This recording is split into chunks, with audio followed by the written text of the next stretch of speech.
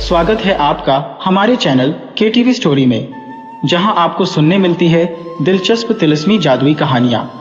अगर आप चैनल पर नए हैं तो चैनल को सब्सक्राइब करें, कहानी पसंद आए तो वीडियो को लाइक करें। दोस्तों, आपसे निवेदन है कि अगर आपके पास भी ऐसी ही दिलचस्प और मज़ेदार कहानियां हैं तो आप हमें ईमेल के जरिए भेज सकते हैं। ईमेल का लिंक डिस्क्रिप्शन बॉक्स में मिल जाएगा। आप सभी का बहुत बहुत धन्यवाद। तो चलिए शुरू करते हैं आज की कहानी। बहुत समय पहले चीन के एक गांव में एक दिन एक अजनबी आए। एक बच्चा जिसका नाम फूनान था, जो अपने माता पिता के साथ गांव के बाहर फार्म में रहता था, सबसे पहले उस अजनबी से मिला। उसे लगा कि वो शायद एक घुमक्कड़ सन्यासी थे। वैसे भी उसने कहानियां सुन रखी थी, एक सन्यासी जो जादू कर सकते हैं। उस अजनबी को अचानक अपने सामने पाकर फूनान डर गया, लेकिन अजनबी का हाव भाव बहुत ही शांत और उदारतापूर्ण था। फूनान ने विनम्रता पूर्वक उनका अभिवादन किया। वृद्ध अजनबी ने कहा, कुछ समय रहने के लिए यह जगह अच्छी प्रतीत होती है। क्या तुम बता सकते हो कि मैं कहाँ सो सकता हूँ? फूनान ने उन्हें एक वीरान कुटिया दिखाई जो गांव की सीमा पर स्थित थी। वहां वृद्ध ने अपने लिए घास फूस का बिस्तर बना लिया और दीवार पर एक कागज लटका दिया, जिसमें बड़ी और बेढंगी लिखाई में कुछ शब्द चित्रित किए हुए थे। वृद्ध उस झोपड़ी में निवास करने लगे। फूनान और उसके मित्र कुटिया की खिड़की से भीतर झांकते और वृद्ध की नींद से जागने की प्रतीक्षा करते। वृद्ध जब गांव में भिक्षा मांगने जाते तो बच्चों को उनके साथ रहना अच्छा लगता था। वो हमेशा प्रसन्न रहते थे और मौसम की ओर उनका ध्यान कभी न जाता था। वर्षा हो या धूप, वो वृद्ध वही पुराने सैंडल और जीर्ण शीर्ण लबादा पहने रहते थे, क्योंकि सब जानते थे कि घुमक्कड़ सन्यासियों ने निर्धन रहने का संकल्प लिया था। इसलिए गांव वाले प्रसन्नता से उन्हें चावल और सब्जियां दे देते थे। फूनान ने उन्हें आगाह कर दिया था कि वह उस जिले के सबसे धनी व्यक्ति कंजूस किसान वो के पास कभी न जाए। जो भिक्षुक अंतिम बार उनके घर गया था, किसान वो ने उस पर अपने कुत्ते छोड़ दिए थे। फूनान ने बताया, क्योंकि बच्चे अक्सर उनके साथ रहते थे, इसलिए उन्हें ही सबसे पहले पता चला कि वृद्ध सन्यासी के पास कुछ अनोखी शक्तियां थी। एक सुबह वृद्ध ने देखा कि टोकरी बनाने वाले के बेटे ने एक पिंजरा पकड़ रखा था, जिसके अंदर एक चिड़िया बंद थी। बेचारा पक्षी फड़फड़ा रहा था और पिंजरे की छड़ों से बार बार टकरा रहा था। अगर तुम पक्षी को छोड़ दो तो मैं तुम्हें एक जादू दिखाऊंगा, वृद्ध ने उससे कहा। आश्चर्यचकित लड़के ने सिर हिलाकर हामी भर दी। वृद्ध कुटिया के अंदर गए और एक काला कपड़ा, एक कलम कागज और एक ब्रश लेकर बाहर आए। उन्होंने काला कपड़ा पिंजरे के ऊपर लपेट दिया। जब वह स्याही में पानी मिला रहे थे, तब बच्चे उन्हें चुपचाप देख रहे थे।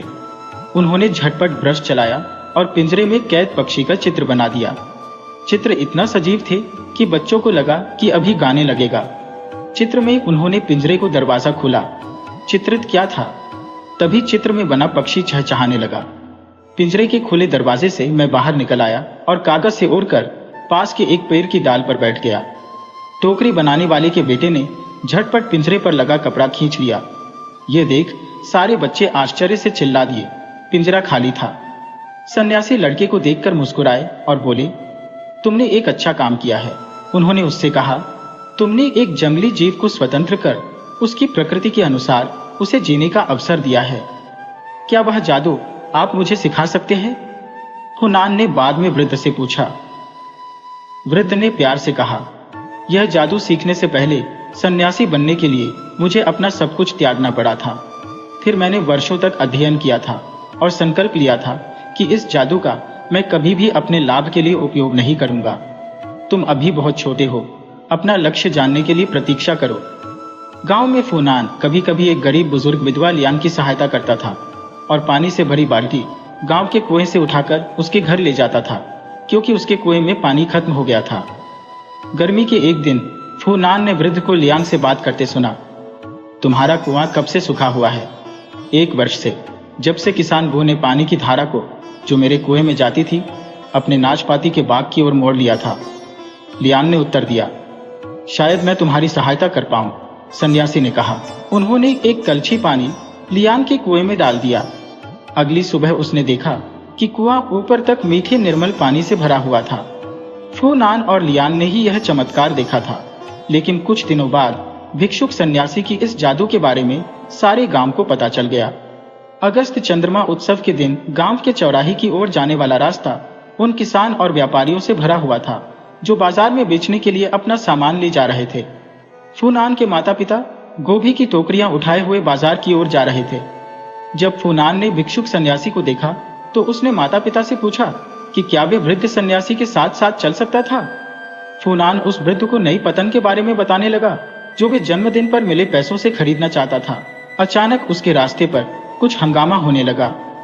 किसान वो का गधा जो नाशपातियों से भरा हुआ ठेला खींच रहा था, भीड़ भाड़ वाले रास्ते पर सबको तीतर बितर करता हुआ दौड़ने लगा। भारी बोझ से दबे गधे को और तेज दौड़ने के लिए किसान वो उसे पीट रहा था और उस पर चिल्ला रहा था। जब तक फूनान और वृद्ध सन्यासी गांव के बाजार में पहुंचे, किसान वो भी अपने ठेले पर लगी नाशपतियां बेच रहा था। सूर्य की गर्मी के कारण सबको प्यास लग रही थी और मीठी रसभरी नाशपाती खूब बिक रही थी। यद्यपि किसान वो भारी दाम मांग रहा था। एक स्वादिष्ट नाशपाती मुझे खाने के लिए दे सकते हो? सन्यासी ने किसानों से पूछा। फटीचर भिखारी, तुम्हें कुछ न मिलेगा, किसान वो उन चिल्लाया। लेकिन तुम्हारे पास तो बहुत सारी नाशपाती है, निश्चय ही तुम एक नाशपाती दे सकते हो, वृद्ध ने कहा। यह देख कई लोग इकट्ठे हो गए। किसी ने कहा, इतने कंजूस मत बनो, वृद्ध को एक नाशपाती दे दो। किसान वो ने गुस्से से अपनी लाठी घुमाई और सन्यासी को बुरा भला कहा। बालक फूनान ने जब यह देखा तो पतंग खरीदने का सपना जो वह देख रहा था उसको बुलाकर उसने अपनी जेब में हाथ डाला। पतंग मैं बाद में भी ले सकता हूँ, उसने अपने अपने आप से कहा और झटपट किशनवू को अपना सिक्का दे दिए। वृद्ध ने प्यार से कहा, यह जादू सीखने से पहले सन्यासी बनने के लिए मुझे अपना सब कुछ त्यागना पड़ा था। फिर मैंने वर्षों तक अध्ययन किया था और संकल्प लिया था कि इस जादू का मैं कभी भी अपने लाभ के लिए उपयोग नहीं करूंगा। तुम अभी बहुत छोटे हो, अपना लक्ष्य जानने के लिए प्रतीक्षा करो। गांव में फूनान कभी कभी एक गरीब बुजुर्ग विधवा लियान की सहायता करता था और पानी से भरी बाल्टी गांव के कुएं से उठाकर उसके घर ले जाता था, क्योंकि उसके कुएं में पानी खत्म हो गया था। गर्मी के एक दिन फूनान ने वृद्ध को लियान से बात करते सुना। तुम्हारा कुआं कब से सूखा हुआ है? 1 वर्ष से, जब से किसान ने पानी की धारा को जो मेरे कुएं में जाती थी अपने नाशपाती के बाग की ओर मोड़ लिया था, लियान ने उत्तर दिया। वृद्ध ने गर्म पानी मिट्टी में डाला। उसी पल एक हरा अंकुर मिट्टी से बाहर निकल आया। मिनटों में अंकुर पेड़ बन गया। उसकी डालों पर पत्ती निकल आई। तितलियां और मधुमक्खियां आकर्षित होकर वहां आ गई। डालों पर पक्षी आकर गाने लगे। कोकिलें फूल बन गई। फूलों पर छोटी छोटी नाशपतियां निकल आई जो तुरंत ही पककर सुनहरी भूरे रंग की हो गई। वृद्ध ने एक नाशपाती को सूंघा। मुझे लगता है कि यह पक गई है और हम इन्हें खा सकते हैं, उन्होंने कहा। उन्होंने नाशपाती तोड़ी और हर ग्रामीण को एक नाशपाती दी। उन्होंने सबसे बड़ी और पक्की हुई नाशपाती लियान को दी। मीठी रस भरी और स्वादिष्ट, लोगों ने कहा। सन्यासी के जादू से सब आश्चर्यचकित हो गए। जैसे ही अंतिम नाशपाती तोड़ी गई, पेड़ के पत्ते सूखकर पीले हो गए और झड़ने लगे। जो डालें मजबूत दिखाई दे रही थी वह सूखकर विकृत हो गई। पेड़ ने सारे फल दे दिए हैं, वृद्ध ने कहा।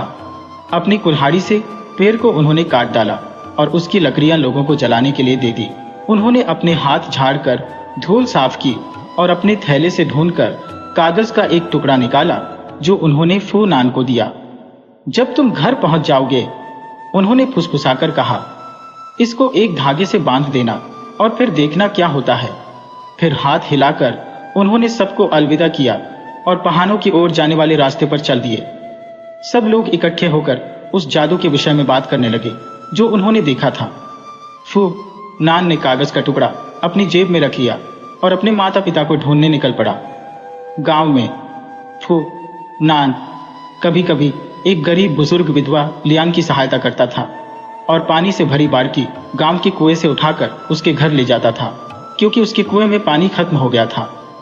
गर्मी के एक दिन फूनान ने वृद्ध को लियान से बात करते सुना। तुम्हारा कुआं कब से सूखा हुआ है? 1 वर्ष से, जब से किसान ने पानी की धारा को जो मेरे कुएं में जाती थी अपने नाशपाती के बाग की ओर मोड़ लिया था, लियान ने उत्तर दिया। वृद्ध ने गर्म पानी मिट्टी में डाला। उसी पल एक हरा अंकुर मिट्टी से बाहर निकल आया। मिनटों में अंकुर पेड़ बन गया। उसकी डालों पर पत्ती निकल आई। तितलियां और मधुमक्खियां आकर्षित होकर वहां आ गई। डालों पर पक्षी आकर गाने लगे। कोपले फूल बन गई। फूलों पर छोटी छोटी नाशपतियां निकल आई जो तुरंत ही पककर सुनहरी भूरे रंग की हो गई। वृद्ध ने एक नाशपाती को सूंघा।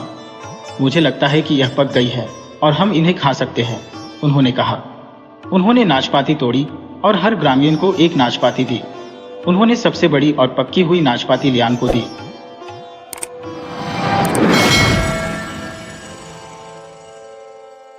एक बार की बात है कि एक जगह एक बड़ी उम्र की रानी रहती थी। उसके 2 बच्चे थे, एक बेटा और एक बेटी।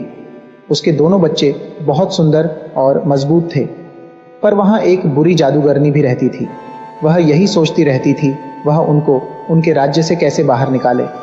सो एक दिन वह रानी माँ के पास गई और बोली, प्रिय बहन, मैं तुम्हें यह अंगूठी देती हूँ, इसको अपने बेटे की उंगली में पहना देना। इससे वह बहुत दयालु और अमीर हो जाएगा।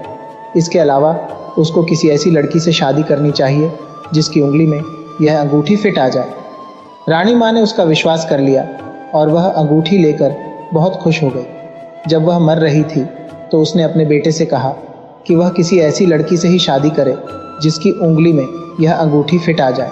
समय गुजरता गया, लड़का बड़ा होता गया। जब वह आदमी हो गया तब उसने अपनी शादी के लिए लड़की देखना शुरू किया।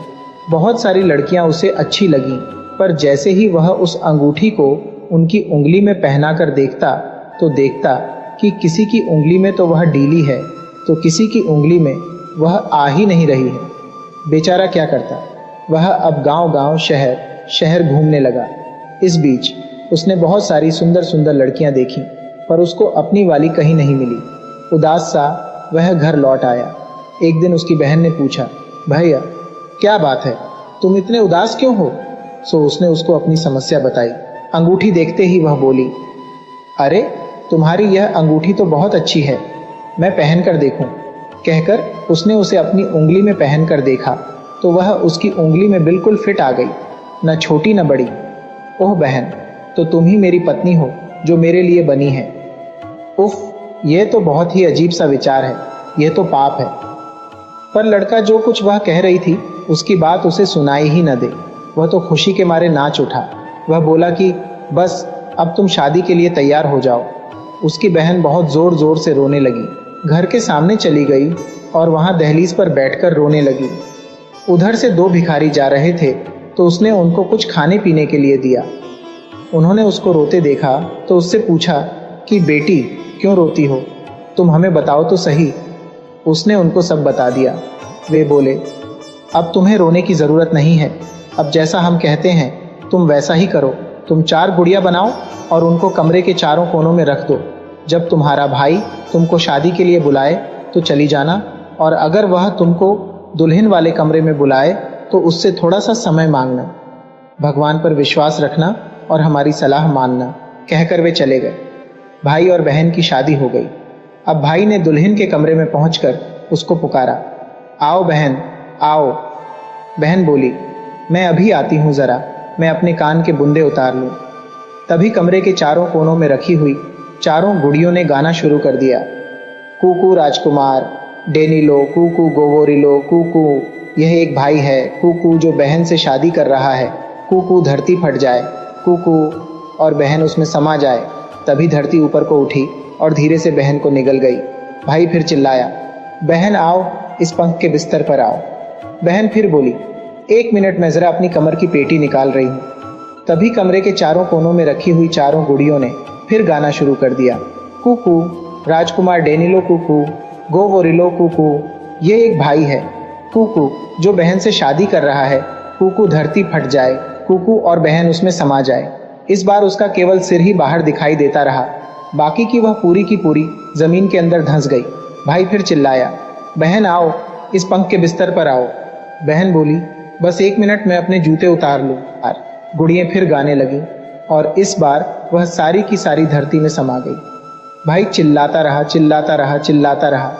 जब वह काफी देर तक नहीं आई तो वह बहुत गुस्सा हो गया और उसको लाने के लिए भागा तो उसने देखा कि कमरे में तो कोई नहीं था, केवल 4 गुड़ियां रखी हुई थीं कमरे के चारों कोनों में। वे अभी भी गा रही थीं। उसने उनके सिर आपस में टकराए और उनको आग में फेंक दिया। उधर बहन धरती के अंदर चलती चली गई तो उसको एक झोंपड़ी दिखाई दी जो एक मुर्गे की टांग पर खड़ी हुई और चारों तरफ घूम रही थी। उसको देखकर वह चिल्लाई, ओ झोंपड़ी रुक जा, तू अपना पीठ जंगल की तरफ करके खड़ी हो जा। उसके ये कहते ही झोंपड़ी अपनी पीठ जंगल की तरफ करके खड़ी हो गई और दरवाज़ा खोल दिया। उसमें से एक बहुत सुंदर लड़की निकली जो सोने और चांदी के तारों से कोई कपड़ा बुन रही थी। उसने अपने मेहमान को बहुत प्रेम से नमस्कार किया, पर एक लंबी सांस लेकर बोली, मेरी प्यारी बहन, मैं तुझे देखकर बहुत खुश हूँ और तेरी देखभाल करके और भी ज़्यादा खुश होती, पर केवल तब तक के लिए जब तक मेरी माँ यहाँ नहीं है। पर जैसे ही वह उड़कर यहाँ आएगी तो बस यह जान लो कि तुम्हारे और मेरे दोनों के लिए दुखदाई होगी, क्योंकि वह एक जादूगरनी है। लड़की ने जब यह सुना तो वह तो बहुत डर गई, पर वह वहाँ से कहीं भाग नहीं सकी। सो वह उसके पास ही बैठ गई और दूसरी लड़की के काम में सहायता करने लगी। वे काम भी करती रहीं, साथ में बातें भी करती रहीं। जैसे ही दूसरी लड़की की माँ के आने का समय हुआ तो उसने अपने मेहमान को एक सुई में बदल दिया। उसको एक कपड़े में लगाकर एक तरफ को रख लिया। जैसे ही उसने यह किया कि बाबा यागा अंदर घुसी। आते ही वह बोली, मेरी सुंदर बेटी, मेरी प्यारी बच्ची, मुझे यह तो बता, तेरे कमरे में रूसी की हड्डियों की बू कहाँ से आ रही है? लड़की बोली, माँ, अभी थोड़ी देर पहले ही यहाँ कुछ अजीब आदमी पानी पीने के लिए रुके थे, तो तूने उन्हें पकड़कर क्यों नहीं रखा? माँ, वे बहुत बूढ़े थे, तुम्हारे दांतों के लिए बहुत सख्त थे। बाबा यागा बोली, ठीक है, पर आगे से अगर कोई आए तो तू उसको पकड़ कर रखा कर और उसको कभी मत जाने दिया कर। मैं अब कोई दूसरा शिकार करने जाती हूँ। कहकर वह फिर उड़ गई। जैसे ही वह वहाँ से गई, उस लड़की ने अपने मेहमान को सुई से लड़की में बदल दिया। वे फिर अपनी बुनाई करने लगी और साथ में बातें करने लगी और हंसने लगी। तभी वह जादूगरनी उस कमरे में एक बार फिर आई। उसने घर में इधर उधर कुछ सूंघा और बोली, बेटी, मेरी प्यारी बेटी, मुझे तुरंत बता कि यह रूसी हड्डियों की बू कहाँ से आ रही है? लड़की बोली, कुछ बूढ़े लोग अपने हाथ गर्म करने के लिए यहाँ आए थे। तुम्हारे कहे अनुसार मैंने उनको रोकने की कोशिश की, पर वे रुके ही नहीं। लड़की की इस बात पर माँ बहुत नाराज हुई, उसे बहुत डांट लगाई और फिर वापस उड़ गई। इस बीच पहले की तरह से उस लड़की ने अपने मेहमान को सुई के रूप में ही रखा हुआ था। माँ के जाने के बाद वे दोनों फिर बुनने, बातें करने और हंसने के लिए बैठ गईं। अब वे दोनों यह बात कर रही थीं कि इस जादूगरनी से कैसे बचा जाए। इस बार बातों बातों में वे समय ही भूल गईं। अचानक ही बाबा यागा उनके सामने आकर खड़ी हो गई और बोली, मेरी प्यारी बेटी, मुझे बता तो सही कि रूसी हड्डियों की बू कहाँ से आई? अब तो वह झूठ नहीं बोल सकती थी, सो बोली, माँ, यह सुंदर लड़की तुम्हारा इंतजार कर रही है। बाबा यागा बोली, जा मेरी बच्ची, जाकर ओवन तो गर्म कर, और हाँ, देखना उसे अच्छी तरह गर्म करना। मेहमान ने ऊपर की तरफ देखा तो डर के मारे कांप गई, क्योंकि बाबा यागा अपनी लकड़ी की टांगों पर उसके सामने ही खड़ी थी। उसकी नाक उसके कमरे की छत से भी ऊंची जा रही थी।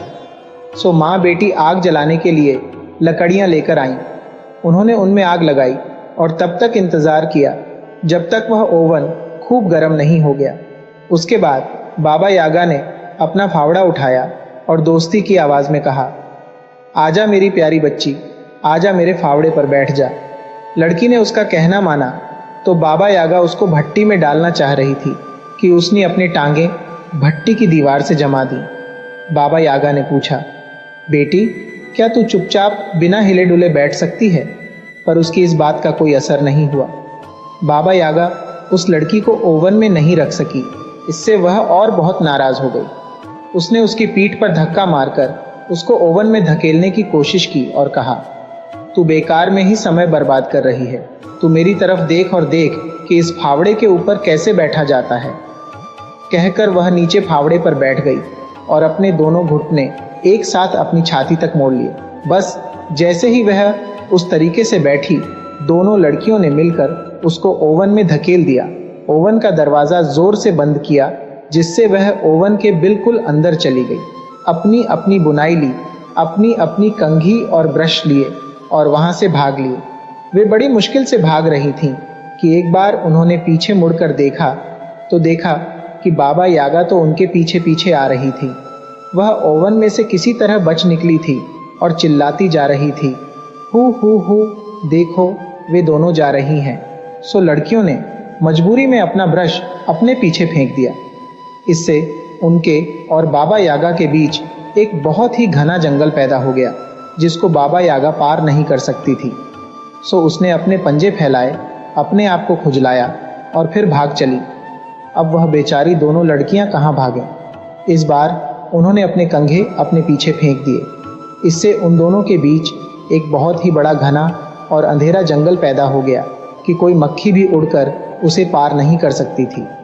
यह देखकर जादूगरनी ने अपने दांत किटकिटाए और फिर पीछा करने लगी। वह अब एक के बाद एक हर पेड़ को तोड़ती हुई चली जा रही थी। इस तरह से उसका रास्ता बनता हुआ चला जा रहा था। वह उनको पकड़ने ही वाली थी, जबकि लड़कियों में अब भागने की ताकत बिल्कुल नहीं बची थी। सो उन्होंने अपने पीछे अपना एक कपड़ा फेंक दिया। इससे उन दोनों के बीच में एक बहुत बड़ा गहरा चौड़ा और आग का समुद्र बन गया। बुढ़िया उठकर उसे पार करना चाहती थी, पर उसने जैसे ही उठकर उसे पार करना चाहा तो वह खुद ही उस आग के समुद्र में गिर पड़ी और जलकर मर गई। बेचारी लड़कियां अब बेघर की हो गई थीं। वे नहीं जानती थीं कि वे अब कहाँ जाएं। भागते भागते वे थक गई थीं, सो वे एक जगह आराम करने के लिए बैठ गईं। एक आदमी उधर से गुजर रहा था तो दो लड़कियों को अकेला बैठा देखकर उसने उनसे पूछा कि वे कौन थीं। उसने अपने मालिक से जाकर कहा, मालिक, आपके राज्य में दो छोटी छोटी चिड़ियाँ उड़कर आ गई हैं। दोनों बहुत सुंदर हैं और देखने में बिल्कुल एक सी लगती है, आँखों में और बनावट में, सभी तरह से। उसने उनको देखा तो उनमें से एक तो उसकी बहन थी, पर कौन सी ये वह नहीं बता सका। इसका मतलब साफ था कि उसके नौकर ने झूठ नहीं बोला था, पर वह क्या करता वह तो जानता ही नहीं था। बहन उससे गुस्सा थी, पर कुछ कह नहीं पा रही थी। मालिक ने कहा, अब मैं क्या करूं? नौकर बोला, सरकार, मैं एक खाल में थोड़ा सा खून भर लेता हूं और उसको आपकी बगल में छिपा देता हूं। फिर आप उन दोनों से बातें करिए। इस बीच में मैं आपकी बगल में एक चाकू मारूंगा तो उसमें से खून टपक पड़ेगा। तभी आपकी असली बहन अपने आप को बता देगी। मालिक बोला, ये ठीक है। जैसे ही ये करने की सोचा गया, उतने ही जल्दी कर भी दिया गया। नौकर ने अपने मालिक की बगल में कई बार चाकू मारा तो उसकी बगल से खून बह निकला और वह गिर पड़ा। यह देखकर उसकी बहन उठकर उसके पास पहुंच गई और चिल्लाई, भैया, भैया। यह सुनकर मालिक हंसी खुशी तंदुरुस्त उठ गया और अपनी बहन को गले लगा लिया। बाद में उसने एक अच्छा लड़का देखकर उसकी शादी कर दी। उसने खुद ने उसकी दोस्त से शादी कर ली, क्योंकि उसका नाप तो सब वैसा ही था। उसके बाद सब लोग हंसी खुशी रहे।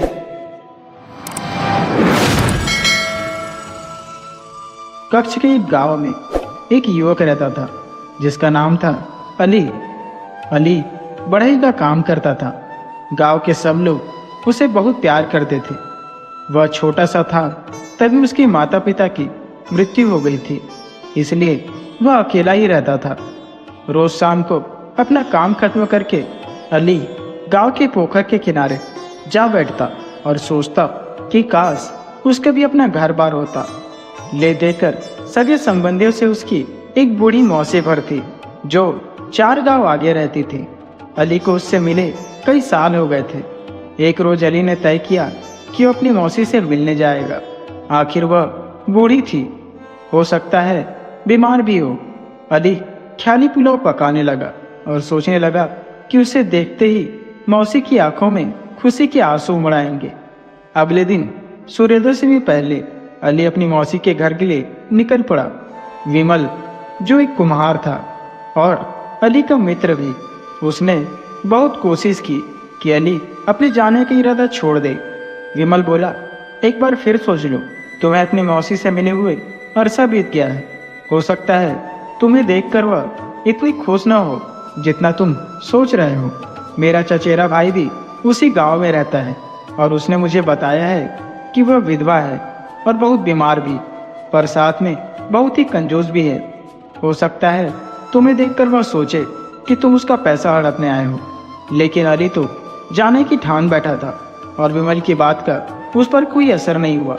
अली के पास अपना तो कोई गधा था नहीं, इसलिए तपती हुई धूप सनी सड़क पर वह पैदल ही चला जा रहा था। जब सूरज सिर पर चढ़ाया तो अली ताड़ के पेड़ों तले बैठकर सुस्ताने लगा। थका मांदा, भूख से बेहाल, अली सूर्यास्त तक अपनी मौसी के गांव पहुंच ही गया। गांव में घुसते ही अली को एक मोची मिला जो अपनी दुकान बंद कर घर जाने की तैयारी में था। जब अली ने उससे अपनी मौसी के घर जाने का रास्ता पूछा तो मोची उसकी तरफ बड़े कौतूहल से देखने लगा। मोची बोला, तुम इसी सड़क पर सीधे चलते जाओ, तुम्हें एक बहुत ही विशाल घर मिलेगा जिसे देखकर लगता है कि अब गिरा और तब गिरा। मोची बोला, और ऐसा न सोचना कि वहाँ तुम्हारा स्वागत सत्कार होने वाला है और गर्मा गर्म खाना मिलने वाला है। उसने फिर कहा, वहाँ जो विधवा रहती है वह अव्वल दर्जे की कंजूस है। अगर बच्चे उसके बगीचे में गिरे हुए फल भी उठाने जाते हैं तो उन्हें भी भगा देती है। अली भारी कदमों से मौसी के घर की तरफ चलने लगा। वह इस सोच में था, हो सकता है विमल की बात सच हो। जब घर नजर आया तो अली का दिल डूबने लगा। घर की दीवारें मटमैले पीले रंग की थी और जगह जगह से उनका रंग उखड़ रहा था। खबरैल टूटी पड़ी थी और आंगन में कूड़ा करकट जमा था। टूटे हुए दरवाजे के पास वाले खंबे के साथ ही एक अधमरा उदास सा गधा बंधा था। गधे की पसलियां तक नजर आ रही थी। उसकी आंखें देखकर अली को लगा कि शायद ही उसने इतनी दुख भरी आंखें पहले देखी हों। गधा अली की ओर ऐसे ताकने लगा जैसे खाने की भीख मांग रहा हो। अली को गधे पर दया आई। उसे लगा कि उसे वापस जाकर पड़ोस की दुकान से थोड़ा चारा लाना चाहिए। अली चारा लाया और गधे के आगे फैला दिया। गधा गबागब करके ऐसे खाने लगा मानो उसने कई दिनों से कुछ नहीं खाया हो। कौन है? एक कर्कश आवाज आई। मेरे गधे से तुम्हें क्या काम है? अली ने मुड़कर देखा तो पके बालू वाली पतली सी बुढ़िया खड़ी थी। तो यह है मेरी मौसी, अली मन ही मन बोला। वह साड़ी में थी जो सफेद कम पीली ज्यादा थी। उसके माथे पर क्रोध की रेखाएं साफ दिखाई पड़ रही थी। अली ने उसे अपना नाम पता बताया, पर मौसी अली से मिलकर बिल्कुल खुश नहीं हुई। और जैसे कि विमल ने कहा था, मौसी को लगा कि अली उसके पैसे ऐड नहीं आया है। वह बोली, मैं तो बहुत ही गरीब हूँ, मेरे पास कोई पैसा वैसा नहीं है, अपना ही पेट मुश्किल से पालती हूँ, तो तुम्हें क्या दूँ? तुम तो बस मुँह उठाकर आ धमके मेरे पास। अली को बुरा तो बहुत लगा, मगर उसने कुछ भी जाहिर नहीं होने दिया। उसे तो सिर्फ थोड़ी आत्मीयता, थोड़ा प्यार चाहिए था। उस रात जब अली रसोई के फर्श पर सोया तो उसका पेट खाली था और मन भरा हुआ। मौसी ने उसे सिर्फ एक कटोरी पतला कुनकुना सा दलिया खाने के लिए दिया था। और जब अली ने कहा कि वह अगली सुबह लौट जाएगा तो एक बार भी उसे रोकने की कोशिश नहीं की। अगले दिन जब अली चलने को तैयार हुआ तो मौसी बोली कि अगले दिन गांव तक वह भी उसके साथ चलेगी। वह बोली, आज मंगलवार है, गांव में बाजार लगेगा, मैं अपने इस निखट्टू गधे को आज ही बेच दूंगी। काम ना काज का, दुश्मन अनाज का। बेचारा गधा क्या था, हड्डियों का ढांचा भर था, किसी को बैठा तो सकता नहीं था। अली और मौसी जैसे तैसे उसे बाजार तक ले गए। गांव भर के लोगों का वहां जमावड़ा था। दुकानदार और खरीदार चिल्ला चिल्लाकर आपस में मोलभाव कर रहे थे। झुंड के झुंड दुकानों के आसपास खड़े तरह तरह की चीजें देख रहे थे। चटकीले कपड़े, सजीले मटके, कई तरह के फल और सब्जियां और बच्चों के लिए लकड़ी के खिलौने। अली और बुढ़िया बाजार के बीचों बीच आ गए, जहां लोग अपने अपने जानवर बेचने आए हुए थे। अपनी तीखी आवाज में मौसी ने घोषणा की कि जो भी उसके गधे का सर्वाधिक दाम देगा, गधा उसी का हो जाएगा। अली यह देखकर बहुत हैरान हुआ कि बहुत से व्यापारी बोली लगाने के लिए आ गया है। तब उसे एहसास हुआ कि दरअसल गधा काफी हट्टा कट्टा चौड़ा पीठ वाला था। अगर उसे ठीक से खिलाया पिलाया जाए तो वह अपने मालिक के बहुत काम आ सकता था। तभी एक धनवान व्यापारी ने दरपीली आवाज में गधे के लिए ऊंची बोली लगाई। गधा सिर उठाकर सीधा अली को ताकने लगा। ऐसा लगता था जैसे वह अली से इंतजार कर रहा हो कि उसे खरीद ले, मानो कह रहा हो, जरा इस सेठ को तो देखो, लगता है मुझ पर खूब कोड़े बरसाएगा और तुम्हारी मौसी से भी कहीं ज्यादा मेरी मरम्मत करेगा। अली एकदम मौसी से बोला, मैं तुम्हारा गधा खरीदता हूँ। बुढ़िया ने जब देखा कि अली का दिन गधे पर आ गया है और वह उसे किसी भी कीमत पर खरीदना चाहेगा, तो वह अली से बोली, ठीक है, पर सेठ की लगाई बोली से 50 रुपए ज्यादा लूंगी। और ले देकर अली की पूंजी बस उतनी ही थी। पर अली गधे की मूक प्रार्थना को अनसुना नहीं कर पाया और बुढ़िया को उसकी मुंह मांगी कीमत दे दी। उस सोखे से गधे को लिए अली अपने गांव वापस आ गया। जैसे ही विमल ने उसे देखा तो ठहाका लगाकर हंस पड़ा। मिलने गए थे मौसी से और लौट रहे हो उस हड्डियों के ढांचे के साथ। उसने चुटकी ली, ठीक है अली भाई, अगली बार मेरा कहा तो मानोगे। अली ने गधे को भरपेट खिलाना शुरू किया। जल्दी ही गधा खूब मोटा ताजा हो गया। अब गधा अली का बोझ भी ढोने लगा। अली हर वक्त अपने गधे से बतियाता रहता था और गधा भी न सिर्फ अली के शब्दों को बल्कि उसकी भावनाओं को भी खूब समझता था। गधे की आंखों में सदा कृतज्ञता का भाव रहता। अली को भी गधा खरीदने का कोई पछतावा नहीं था, क्योंकि वह अली के जीवन का अहम हिस्सा बन चुका था।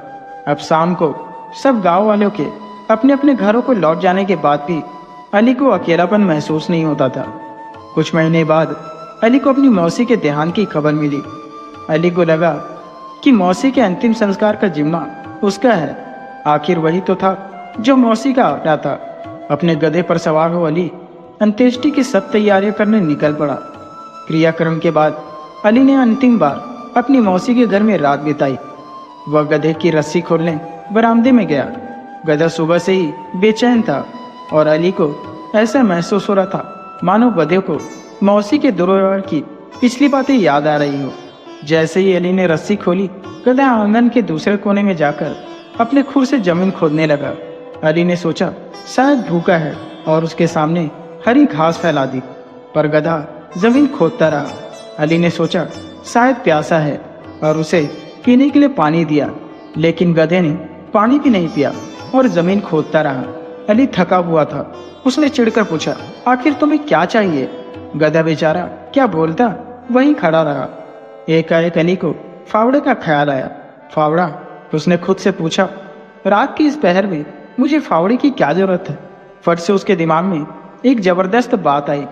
क्या गधा उसे कुछ बताने की कोशिश कर रहा है? क्या वह उससे जमीन खोदने की इल्तिजा कर रहा है? अली तेजी के साथ वही फावड़ा चलाने लगा जहां पहले गधा खोद रहा था। उसने कुछ फीट ही खोदा था कि उसका फावड़ा किसी सख्त चीज से टकराया और दन्न की आवाज आई।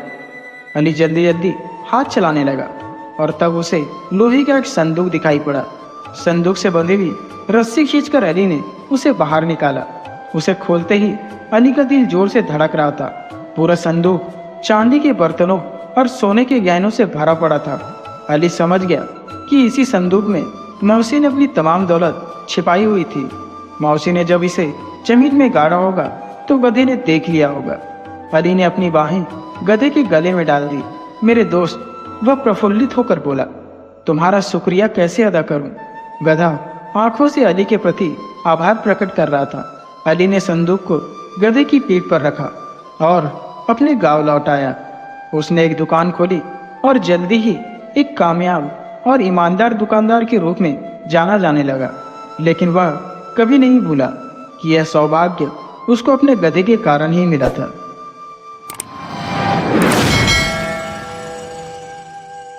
बहुत पहले की बात है। एक गांव में एक बूढ़ा और बुढ़िया रहते थे। उन्हें एक बेटा था। उन्होंने उसका नाम चतुर रखा था। वे बहुत गरीब थे। चतुर बहुत कम ही उम्र का था तभी उसके माता पिता मर गए। छोटी उम्र में ही चतुर को नौकरी करनी पड़ी। गांव के कुछ दयालु लोगों ने चतुर की मदद करनी चाहिए, परंतु स्वाभिमानी चतुर को वह मंजूर नहीं था। उसने किसी की दया नहीं चाहिए। एक आदमी के यहाँ गया और उससे नौकरी के लिए बोला। उस आदमी ने उसे 1 पैसा वार्षिक की नौकरी पर रख लिया। चतुर को खुशी हुई कि वह अपने पांव पर खड़ा है। खाने कपड़े के साथ वर्ष में 1 पैसे की मजदूरी की। नौकरी पाकर उसने संतोष की सांस ली। चतुर खूब लगन से काम करके अपने मालिक को खुश रखने की चेष्टा करता। समय बीतने लगा। 3 वर्ष बीत गए। उसे अपने गांव के साथी याद आने लगे, अपना घर याद आने लगे। उसने अपने मालिक से अपनी मजदूरी के 3 पैसे लिए और अपने गांव की ओर चल पड़ा।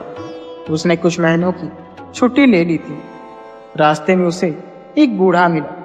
चतुर को देखकर उस बूढ़े ने गिड़गिड़ाकर कहा, सुनो बालक, मैं कई दिनों से भूखा हूँ, मुझे कुछ खाने के लिए दो, नहीं तो मैं भूख से मर जाऊंगा। बूढ़े की बात सुनकर चतुर ने बहुत नम्र स्वर में कहा, मेरे पास खाने के लिए कोई वस्तु नहीं है, मैं क्या दूं?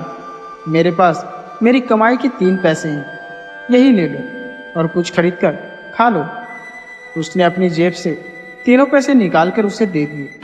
चतुर ने जैसे ही आगे बढ़ना चाहा, वैसे ही उसने देखा कि उस बूढ़े के चेहरे पर बड़ी बड़ी मूछें निकल आई है। यह देखकर चतुर को होश उड़ गया। वह पीपल की पत्ती की तरह थर थर कांपने लगा। उसे भयभीत देखकर उस आदमी ने कहा, डरते क्यों हो? आदमी को हिम्मत से काम लेना चाहिए। मैं तुम्हारी दया की भावना से बहुत खुश हूँ। बिना लोभ रखे तुमने अपनी पूरी कमाई के पैसे मुझे दे दिए। 3 पैसे की जगह मैं भी तुम्हें 3 चीजें देता हूँ। आओ मेरे साथ चलो। त्याग करना बहुत बड़ी बात होती है। चतुर डरते डरते उस आदमी के साथ चलने लगा। अपने घर ले जाकर उस आदमी ने चतुर को एक सारंगी दी। बताया कि इसे तुम जैसे ही बजाओगे तो लोग नाचने लगेंगे। एक तीर धनुष देकर कहा, तुम जिस पर निशाना लगाओगे वह खाली नहीं जाएगा और तीर लौटकर तुम्हारे पास आ जाएगा। तीसरी चीज थी सच्चाई। उस आदमी ने वरदान में सच्चाई दी और बताया कि तुम जो कहोगे लोग उसी बात को सच मान लेंगे।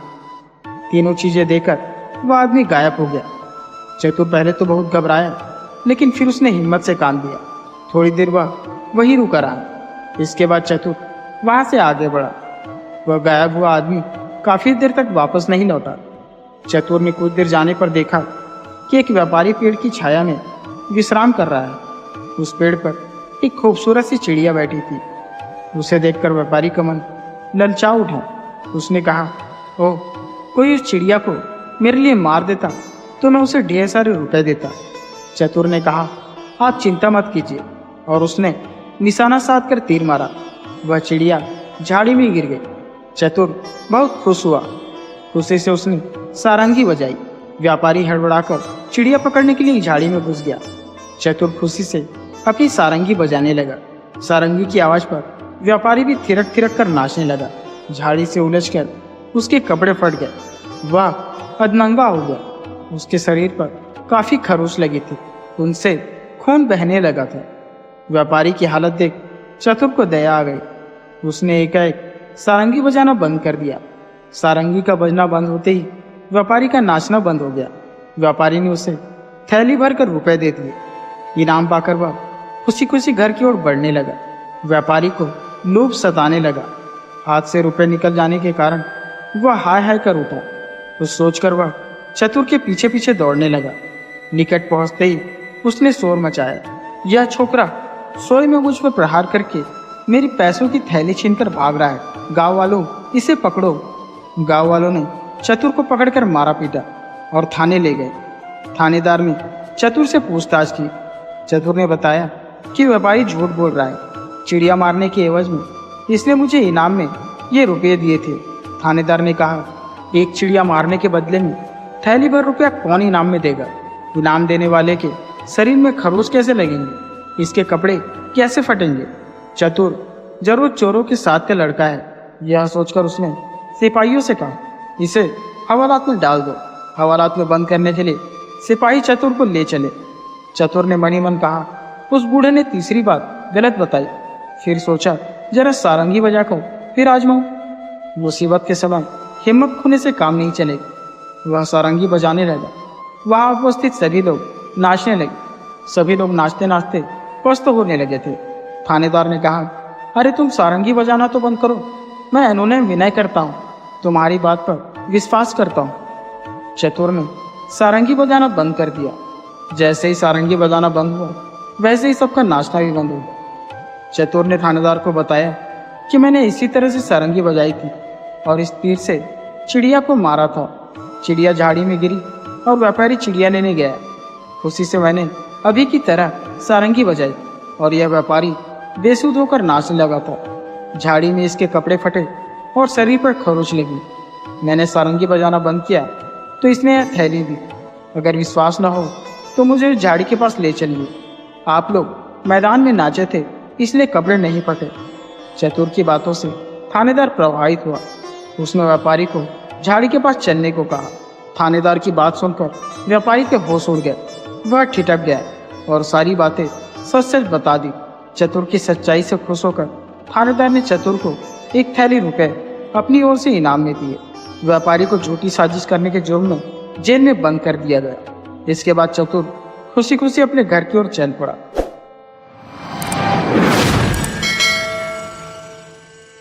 एक बार की बात है कि रूस देश में एक बूढ़े पति पत्नी रहते थे। बूढ़े की पत्नी मर गई तो उसने दूसरी शादी कर ली। उसकी पहली पत्नी से उसके एक छोटी सी बेटी थी। उस बेटी की सौतेली माँ उसको बिल्कुल भी नहीं चाहती थी। वह उसको बहुत मारती थी और हमेशा यही सोचती रहती कि कैसे वह उसको जान से मार दे। एक दिन उस लड़की का पिता कहीं बाहर गया हुआ था तो उसकी सौतेली माँ ने उससे कहा, तुम अपनी आंटी यानी मेरी बहन के घर जाओ और उससे सुई धागा ले आओ। मैं तुम्हारे लिए एक पोशाक बनाना चाहती हूँ। अब उसकी यह आंटी बाबा यागा थी। यह लड़की बेवकूफ़ नहीं थी, सो वह पहले अपनी असली आंटी के पास गई और बोली, good morning aunty. Good morning बेटी। कहो कैसे आना हुआ? माँ ने मुझे अपनी बहन के पास सुई धागा लाने के लिए भेजा है ताकि वह मेरे लिए एक पोशाक बना दे। तब उसकी आंटी ने उसे बताया कि उसकी यह आंटी बाबा यागा है और वहाँ जाकर उसको क्या करना चाहिए। उसने कहा, बेटी उसके घर के पास में एक बिरछ का पेड़ खड़ा है। वह तुमको तुम्हारी आंख पर मारेगा, इसलिए तुम उसके तने के चारों तरफ एक रिबन बांध देना। इसके अलावा उसके घर के दरवाजे छू छू करेंगे और अपने आप ही जोर जोर से खुलेंगे और बंद होंगे।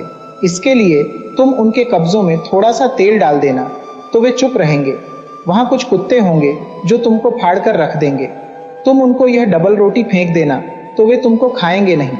वहाँ एक बिल्ली है जो तुम्हारी आंख निकाल लेगी, उसको तुम यह सूअर का मांस खिला देना, इससे वह भी चुप रहेगी। कहकर उसकी आंटी ने उसको एक रिबन, थोड़ा सा तेल, कुछ डबल रोटी और सूअर का मांस दे दिया। लड़की ने ये सब चीज़ें ली और बाबा यागा के घर की तरफ चल दी। चलते चलते वह उसके घर आ गई। उसने देखा कि वहाँ एक मकान खड़ा हुआ है और उसमें पतली पतली टांगों वाली बाबा यागा बैठी बैठी कुछ बुन रही है। लड़की उस मकान के अंदर आई और बोली, good morning aunty. Good morning बेटी, आओ कैसे आना हुआ?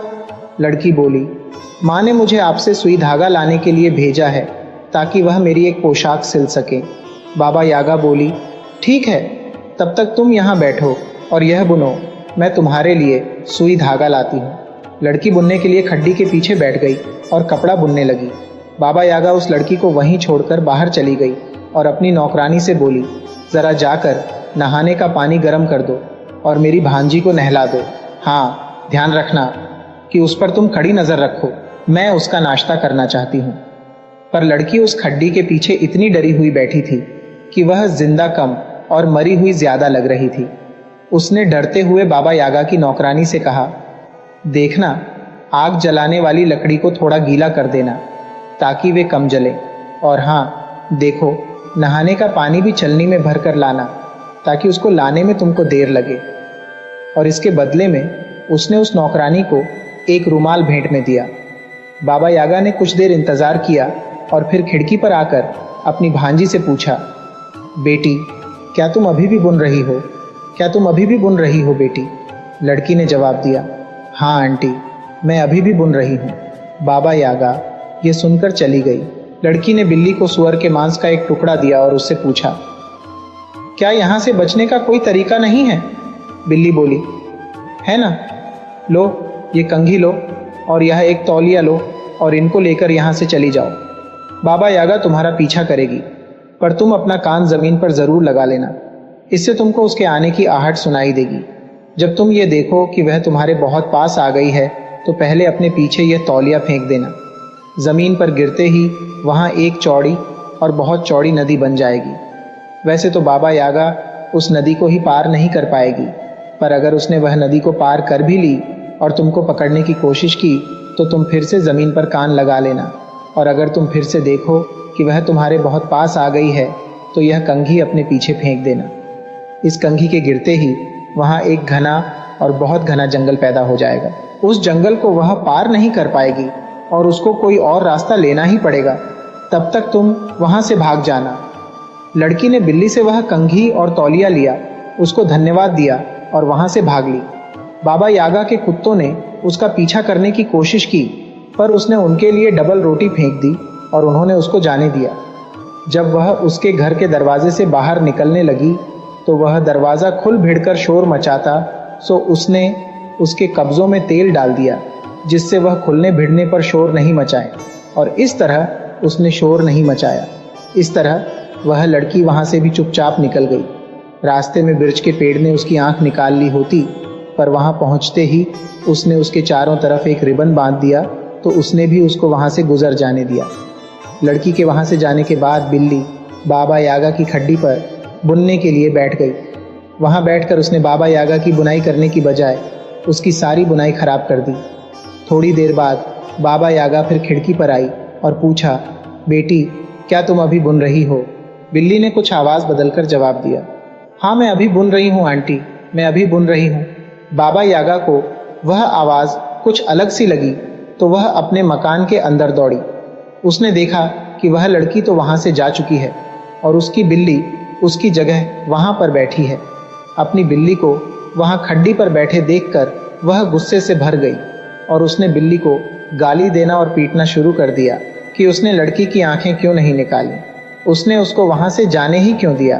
बिल्ली बोली, मैंने तुम्हारी बहुत सेवा की है, पर तुमने मुझे कभी भी हड्डी से ज़्यादा कुछ नहीं दिया, पर उसने मुझे सूअर का मांस दिया, मैं उसकी आंखें क्यों निकालती? ये सुनकर बाबा यागा कुत्तों पर, दरवाजे पर, बिरछ के पेड़ पर और फिर नौकरानी पर उन सबको गाली देने के लिए दौड़ी कि उन्होंने अपना अपना काम क्यों नहीं किया। तो कुत्ते बोले, हमने तुम्हारी इतनी सेवा की पर तुमने हमको जली रोटी के सिवा कुछ नहीं दिया, पर देखो उसने हमको कितनी मुलायम डबल रोटी दी, हम उसको फाड़ खा नहीं सकते थे। दरवाज़ा बोला, हमने तुम्हारी इतनी सेवा की पर तुमने हमारे कब्ज़ों में कभी पानी भी नहीं दिया, पर देखो उसने हमारे कब्ज़ों में तेल लगाया है, वह कितनी अच्छी थी, हम चूं चूं नहीं कर सकते थे। बिरछ का पेड़ बोला, मैंने तुम्हारी इतनी सेवा की पर तुमने मेरे चारों तरफ एक धागा भी नहीं बांधा, पर देखो उसने मेरे चारों तरफ कितना सुंदर रिबन बांधा है, मैं उसकी आंख कैसे निकाल लेता। नौकरानी बोली, मैंने आपकी इतनी सेवा की पर आपने मुझे फटे कपड़ों के सिवा कुछ नहीं दिया, पर देखो उसने मुझे कितना सुंदर रूमाल दिया है, मैं क्या करती। यह सुनकर वह पतली टांगों वाली बाबा यागा अपनी ओखली में बैठी और उस लड़की को पकड़ने के लिए अपना मूसल लेकर उड़ ली। साथ में वह अपनी झाड़ू से अपनी उड़ान का रास्ता भी साफ करती जाती थी। लड़की ने अपना कान जमीन से लगा दिया और जब उसने सुना कि बाबा यागा उसका पीछा कर रही थी और उसके पास तक आ गई थी तो उसने बिल्ली का दिया हुआ तौलिया अपने पीछे फेंक दिया। वह तौलिया तो जमीन पर गिरते ही एक बहुत ही चौड़ी नदी बन गया। नदी तक आने पर जब बाबा यागा ने देखा कि वह नदी पार नहीं कर सकती तो गुस्से से उसने अपने दांत किटकिटाए और अपने बैलों को लाने के लिए अपने घर चली गई। घर से बैलों को लेकर वह नदी के पास तक आई। बैलों ने उस नदी का एक एक बूंद पानी पी लिया, जिससे वह नदी काफ़ी सूख गई और बाबा यागा ने उस लड़की को पकड़ने के लिए अपनी यात्रा फिर से शुरू की। पर लड़की ने फिर से ज़मीन से अपने कान लगाकर सुना तो उसको फिर से उसके आने की आहट सुनाई दी। जब वह आहट काफ़ी पास आ गई तो अब की बार उसने अपने पीछे बिल्ली के दी हुई कंघी फेंक दी। कंघी के ज़मीन पर पड़ते ही वहाँ एक घना और बहुत ही घना जंगल पैदा हो गया। वह जंगल इतना घना था कि बाबा यागा उसको देखकर फिर से गुस्से से दांत कटकटाने लगी, पर बहुत कोशिशों के बाद भी वह उस जंगल को पार नहीं कर सकी, इसलिए उसको घर वापस चले जाना पड़ा। इस समय तक लड़की का पिता घर वापस आ गया था। उसने अपनी पत्नी से पूछा, मेरी बिटिया कहाँ है? उसकी पत्नी बोली, वह अपनी मौसी के घर गई है। तभी वह लड़की भी हाँफती हाँफती वहाँ आ पहुँची। उसके पिता ने पूछा, तू कहाँ थी? लड़की बोली, ओह पिताजी, माँ ने मुझे सुई धागा लाने के लिए मौसी के घर भेजा था ताकि वह मेरे लिए एक पोशाक बना सके, पर वह मौसी तो बाबा यागा थी और वह मुझे खाना चाहती थी। तो फिर तू उससे बची कैसे? मैं उससे ऐसे बची, कहकर उसने अपने पिता को सारा हाल बता दिया। जैसे ही पिता ने अपनी बेटी से उसके बाबा यागा से बचने का हाल सुना तो वह अपनी पत्नी पर बहुत गुस्सा हुआ और उसने उसको गोली मार दी। वह और उसकी बेटी दोनों फिर आराम से रहे और सब कुछ उनके साथ ठीक रहा।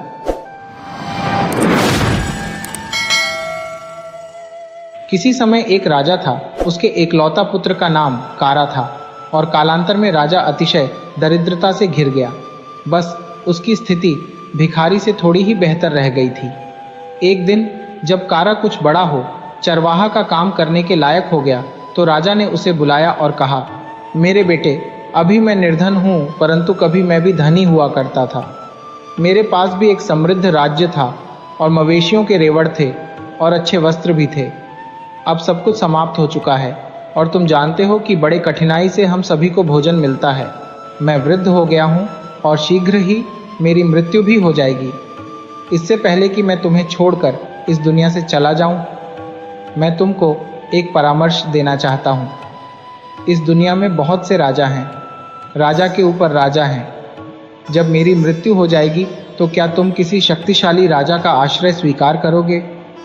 घर में भोजन की कोई पर्याप्त व्यवस्था न होने के कारण कारा को पड़ोस के राजा के यहाँ बकरियों को चराने का कार्य करने की विवशता थी। इसी कार्य के द्वारा वह अपना भोजन, वस्त्र और 2 रुपया वार्षिक भृति की आजीविका कर सकता था। इसके कुछ दिनों के पश्चात उसके पिता का निधन हो गया और कारा अपने नियोक्ता राजा के पास गया और अपने पिता का श्राद्ध कर्म आदि करने हेतु उसने राजा से कुछ रुपया ऋण स्वरूप देने की मांग की और राजा को यह वचन दिया कि जब तक कि उनसे ली गई ऋण का भुगतान नहीं कर देता है, वह उनका कार्य करता रहेगा। इस प्रकार राजा ने कारा को 5 रुपए नगद अग्रिम और 5 रुपए मूल्य के चावल ऋण स्वरूप दिए, जिससे कि कारा ने अपने पिता के अंत्येष्टि भोज का प्रबंध कर सका। 5 या 6 दिनों के बाद उसकी माता की भी मृत्यु हो गई और वह पुनः राजा के पास गया और उनसे पुनः 10 रुपए की मांग की। सर्वप्रथम राजा ने पैसे देने से मना कर दिया, परंतु कारा के अनुनय विनय करने एवं उसके यह वचन देने के बाद कि यदि वह इस ऋण का चुकारा नहीं कर पाएगा तो आजीवन राजा के यहाँ अपनी सेवा देते रहेगा। तब राजा ने उसे और अतिरिक्त 10 रुपए ऋण दिए और इस प्रकार कारा ने अपनी माता के मृत्यु भोज का भी आयोजन किया। किंतु राजा के सभी 7 लड़के अपने पिता से इस बात पर अति अप्रसन्न थे कि उन्होंने एक ऐसे व्यक्ति को क्यों 20 रुपए उधार दे दिए हैं, जिससे कि रुपए वापस मिलने की संभावना कदापि नहीं है। वे लोग कारा को पैसे लेने के कारण घुड़की भी दिया करते थे और उसको उलझन में डाल रखा था। तब उसकी स्मृति में अपने पिता का कथन याद आया। उन्होंने कहा था कि संसार में बहुत से राजा हैं, राजा के भी राजा हैं, और कारा ने किसी अन्य बड़े राजा के परिचर्या में जाने का निर्णय लिया और वहाँ से निसृत हो लिया। इस प्रकार वहाँ से भागने के उपरांत कुछ दूरी की यात्रा करने के पश्चात उसे एक राजा मिला, जो कि एक पालकी पर सवार होकर अपने साथ बहुत से लोगों को लेकर अपने बेटे के लिए दुल्हन लाने जा रहा था। और कारा ने जब ये सुना तो उसने भी उस राजा का अनुसरण करने का फैसला कर लिया। इस प्रकार वह भी पालकी के पीछे पीछे चलने लगा और रास्ते में एक स्थान पर एक सियारिन दौड़कर सड़क पार कर गई। तब राजा अपने पालकी से बाहर निकल कर आया और उसने सियारिन का अभिवादन किया। जब कारा ने यह देखा तो उसने सोचा, यह दुनिया का कोई बहुत बड़ा राजा नहीं हो सकता है, वरना वह क्यों सियारिन को नमस्कार करेगा। अवश्य सियारिन ही राजा से बहुत ज्यादा शक्तिशाली होगी। मैं सियारिन का ही अनुगमन करूंगा। इसलिए उसने बारात के जुलूस को छोड़कर सियारिन के पीछे हो लिया। अब सियारिन जो थी वह अपने छोटे छोटे बच्चों के भोजन के लिए शिकार के तलाश में घूम रही थी और वह जहां भी जाती कारा उसका पीछा करते हुए वहां पहुंच जाता और उसे एक भी बकरी या भेड़ को मारने का अवसर नहीं मिल सका। इस प्रकार वह अपने गुफा में जहां वह रहती थी वापस चली गई। तब उसके शावक उसके पास भोजन मांगने आए और उसने अपने पति से कहा कि आज वह एक भी शिकार पकड़ नहीं पाई, क्योंकि जहां भी वह गई एक आदमी दिन भर उसका पीछा करता रहा है और वह अभी भी यहाँ गुफा के बाहर प्रतीक्षा कर रहा है। तब सियार ने सियारिन से कहा, तुम उस आदमी से पूछो कि वह क्या चाहता है। इसलिए सियारिन गुफा से बाहर गई और कारा से पूछा और कारा ने कहा, मैं तुम्हारे पास अपने को सुरक्षित रखने के लिए तुम्हारे पास आश्रय लेने के लिए आया हूं। तब सियारिन ने सियार को बुलाया और दोनों सियार दंपति ने कारा से कहा, हम लोग सियार हैं और तुम मनुष्य हो, तुम हमारे साथ कैसे रह सकते हो? हम तुमको खाने के लिए क्या दे सकते हैं और तुम्हारे लिए हम कौन सा कार्य ढूंढेंगे? कारा ने कहा, वह उन्हें ऐसे नहीं छोड़ेगा। वह काफ़ी उम्मीद के साथ उनके पास आया है। और अंत में सियार युगल को उस पर दया आ गई और वे आपस में एक दूसरे से सलाह करके बोले कि तुम इतनी अपेक्षा से हम लोगों के पास आए हो, इसलिए हम तुम्हें एक सौगात देंगे। इसलिए उन्होंने कारा को एक गाय दिया जो कि गुफा में ही इनके पास थी, और कारा से कहा, क्योंकि तुमने हम पर विश्वास किया है इसलिए हमने तुमको लाभ पहुंचाने का निर्णय लिया है। तुम यह गाय ले लो। यदि तुम इसे माँ कहकर संबोधित करोगे तो यह गाय तुम्हारी प्रत्येक इच्छा को पूरी करेगी, किंतु लोगों के सामने इससे कुछ मत मांगना, अन्यथा लोग इसे तुमसे छीन लेंगे। और यदि कोई तुमको किसी प्रकार का प्रलोभन दे तो इसे छोड़ मत देना। तब कारा ने उनको धन्यवाद दिया और उनसे आशीर्वाद ग्रहण कर गाय को लेकर अपने घर की ओर चल पड़ा। रास्ता में जब वह तालाब के नज़दीक आया तो उसकी इच्छा स्नान करने और फिर भोजन करने की हुई। जब वह स्नान कर रहा था तो उसने एक महिला को तालाब के दूसरे किनारे पर कपड़ा साफ करते देखा, लेकिन उसने सोचा कि वह महिला उस पर ध्यान नहीं देगी, इसलिए वह गाय के पास गया और कहा, माँ, मुझे बदलने के लिए दूसरा कपड़ा दो। उसके बाद गाय ने वमन करके कुछ नए वस्त्र दे दिए और वह उसको पहन लिया और अब वह बहुत भला लग रहा था। तब उसने गाय से कुछ थाली और बर्तन की मांग की और गाय ने उसे दे दिए। तब उसने गाय से कुछ रोटी और सूखे चावल मांगे और उसने जो भी मांगा था उनको खा लिया और गाय से कहा कि थाली और बर्तन उसके लिए रख ले, और गाय उन सभी को पुनः निगल गई। अब वह महिला जो कि तालाब के दूसरे किनारे पर थी यह सब कुछ होते हुए देखा था और भागकर अपने घर गई और अपने पति से जो देखा था वह सारा वृतांत कह सुनाया। और पत्नी ने पति से जिद किया कि किसी भी प्रकार वह उससे वह जादुई गाय प्राप्त कर ले। यद्यपि उसका पति इस पर भरोसा नहीं किया, किंतु इस घटना का परीक्षण करने का सोचा। इस प्रकार वे दोनों कारा के पास गए और उससे पूछा कि वह कहाँ जा रहा है, और उन्होंने कारा को रात्रि भोजन और रात में अपने घर में ठहरने और उसके गाय को खाने के लिए घास देने का प्रस्ताव दिया। कारा ने उनके निमंत्रण को स्वीकार कर लिया और उनके घर चला गया, और वहाँ उन्होंने कारा को सोने के लिए अपना अतिथि कक्ष दिया और पूछा कि वह क्या खाना चाहेगा, किंतु कारा ने कहा कि वह रात में भोजन नहीं करेगा। कारा चाहता था कि जब घर के सभी लोग सो जाएंगे तब वह गाय से भोजन मांग लेगा। तब दोनों पति और पत्नी ने एक योजना बनाई और यह दिखावा किया कि उन दोनों में बड़ा ही उग्र झगड़ा हुआ है, और दोनों एक दूसरे को कुछ देर तक गाली गलौज देने के बाद पति गुस्से में तमक कर घर से बाहर चला गया और यह दिखावा किया कि वह घर से भाग गया है। लेकिन कुछ दूर जाने के पश्चात वह दबे पांव चुपके से अतिथि कक्ष में लौट आया। छत पर एक छकड़ा गाड़ी का ऊपरी भाग रखा हुआ था। वह उसी छकड़ा गाड़ी के ऊपरी भाग में चढ़कर अपने आप को छुपा लिया। कारा को इसके बारे में कुछ पता नहीं चला। जब कारा ने सोचा कि घर के सभी लोग सो गए हैं तो उसने गाय से कुछ भोजन सामग्री मांगी और उत्तम भोजन बनाकर खाया और सोने चला गया। वह आदमी जो कि ऊपर छुपा हुआ था वहाँ से सब कुछ देख रहा था, और उसने यह पाया कि उसकी पत्नी ने जो कुछ भी बताया था वह सत्य था। इसलिए मध्य रात्रि में वह छकड़ा गाड़ी जहाँ वह छुपा हुआ था उससे नीचे उतरा और कारा के जादुई गाय को अपने साथ ले गया और ले जाकर उसे अपने गायों बीच उसी रंग के गाय से मिलता जुलता रंग के गाय के साथ बदल कर रखा दिया। अगले दिन प्रातःकाल में कारा जगा और अपने गाय के पगहा को खोलकर आगे की यात्रा करने के लिए जाना चाहा, किंतु गाय ने कारा का अनुकरण नहीं किया। तब कारा ने देखा कि यह गाय तो दूसरी है, बदली हुई है, और उसने आतिथेय को बुलाया और उस पर गाय के चोरी का आक्षेप लगाया। उस व्यक्ति ने इस अभियोग को अस्वीकार कर दिया और उससे कहा कि किसी भी ग्रामीण से पूछ लो जिसने कारा को कल यहाँ गाय को लाते हुए देखा हो। अब किसी ने कारा को कल गाय लाते नहीं देखा था, लेकिन कारा इस बात पर दृढ़ रहा कि उसकी गाय बदल दी गई है, और वह गांव के प्रधान और ग्रामीणों को इस विषय के निराकरण के लिए बुलाने गया। लेकिन चोर ने 100 रुपये ग्राम प्रधान को एवं ग्रामीणों को 100 रुपये रिश्वत दिए और इस बात के लिए उनको राजी कर लिया कि वे निर्णय उसके पक्ष में देंगे। इस प्रकार जब ग्राम प्रधान एवं ग्रामीण फैसला करने आए तो उन्होंने कारा से कहा कि आज प्रातः काल में उसे जो गाय रस्सी से बंधी मिली है वही गाय उसकी है, वह उसे अपने साथ लेकर चला जाए। कारा ने इस निर्णय का प्रतिरोध किया और कहा अब वह उसको बुलाएगा जिससे उसने यह गाय लिया है, और वह उसी गाय को इंगित करते हुए अपना बताते हुए कहा कि इसे ही लेकर यहाँ से जाएगा।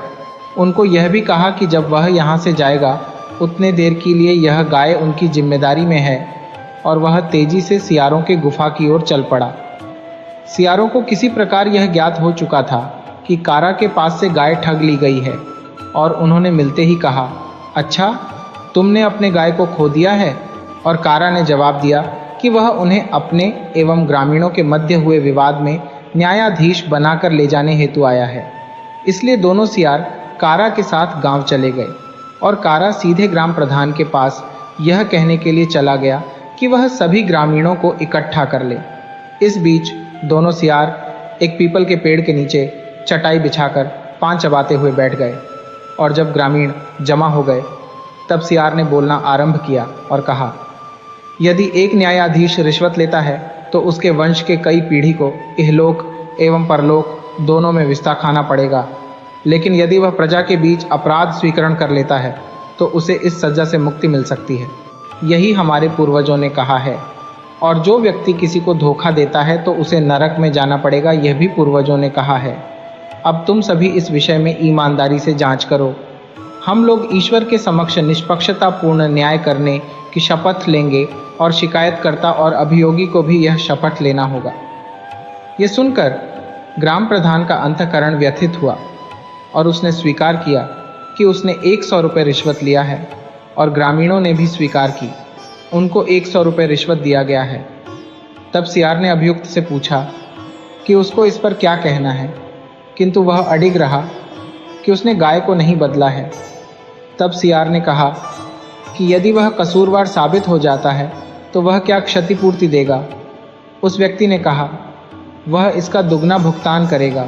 तब सियार ने गांव वालों को गवाह बनाया कि इस व्यक्ति ने अपने लिए क्या सजा तय किया है, और सियार ने प्रस्ताव रखा कि वह और उसकी पत्नी दोनों सियार मवेशियों के समूह में जाएंगे, और यदि वे उस गाय को पहचान लेते हैं जिसे कि कारा अपना बताता है तो यह निश्चित प्रमाण होगा कि वही गाय कारा का है। इसलिए दोनों सियार जाकर और गाय को चुनकर बाहर ले आए, और ग्रामीण अचंभित हो चिल्ला उठे, यही न्याय है, वे इतनी दूर से आए हैं और एक बार में ही गाय को पहचान लिया। वह आदमी जिसने की चोरी की थी उसके पास देने के लिए अब कोई जवाब नहीं था। तब सियार ने कहा, तुमने स्वयं ही वादा किया था कि द्विगुणित दंड दोगे। तुमने 100 रुपया प्रधान को और 100 रुपया ग्रामीणों को दिया, और जिस गाय को तुमने चुराया था उसका मूल्य 200 रुपया है, सब मिलाकर के 400 रुपया हुआ। इस प्रकार तुमको 800 रुपया दंड देना होगा। और उस व्यक्ति को 800 रुपया दंड देना पड़ा, और सियार ने सब पैसा ग्रामीणों में वितरित कर दिया, केवल 10 रुपया कारा को दिया और अपने लिए कुछ नहीं रखा। तब कारा और सियार गाय को साथ लेकर विदा हुए, और गांव से बाहर निकलने के पश्चात सियार ने दोबारा कारा को सतर्क किया कि किसी के सामने गाय से कुछ भी न मांगे, और विदाई लेकर अपने घर के लिए रवाना हो गया। कारा अपना यात्रा जारी रखा, और शाम को वह आम के एक बड़े बगीचा में पहुंचा, जहां रात्रि विश्राम के लिए कई गाड़ीवान पहले से ठहरे हुए थे। इसलिए कारा उन गाड़ीवानों से थोड़ी दूरी पर एक पेड़ के नीचे रुक गया और अपनी गाय को एक पेड़ के जड़ से बांध दिया। शीघ्र ही आंधी आ गई और सभी गाड़ीवान अपने अपने गाड़ियों के नीचे आश्रय लिए, और कारा ने गाय से एक तंबू की मांग की, और वे दोनों रात में उस तंबू में रहे।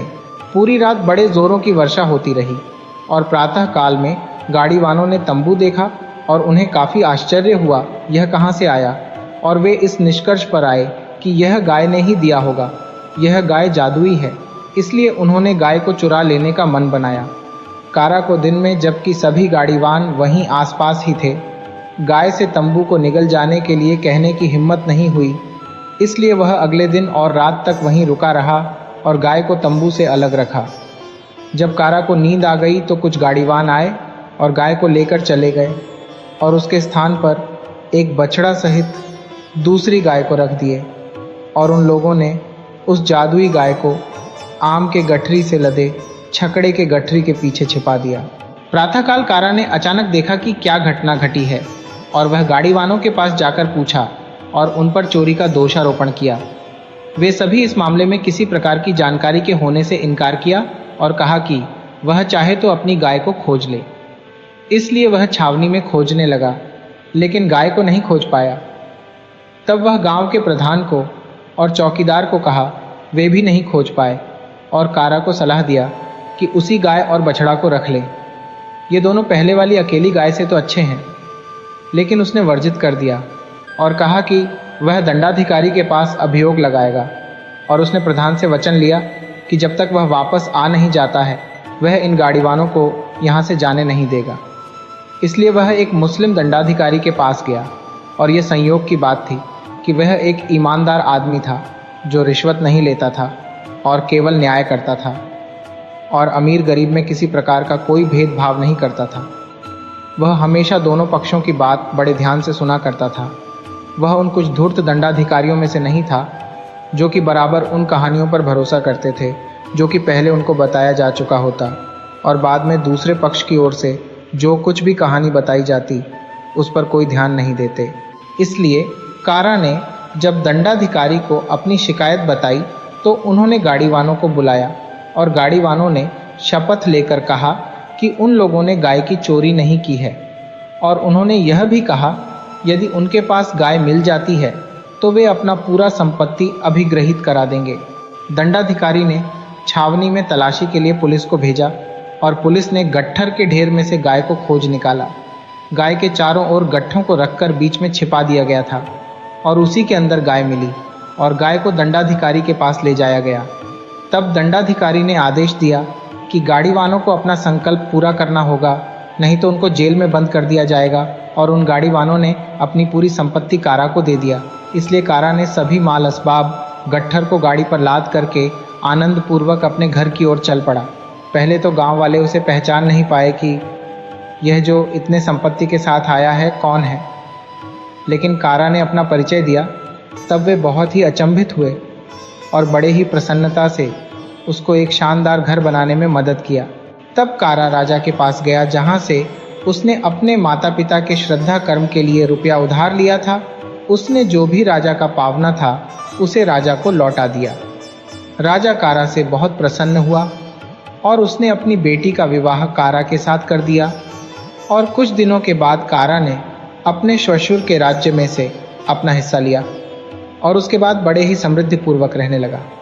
और राजा के 7 बेटे जो कि पहले कारा को घुड़का करते थे, कारा की सफलता को देखकर वे भी विदेश जाने के लिए बड़े उतावले थे और इसलिए वे सभी विदेश जाने का योजना बनाए ताकि वे भी ढेर सारा धन प्राप्ति कर लाएंगे।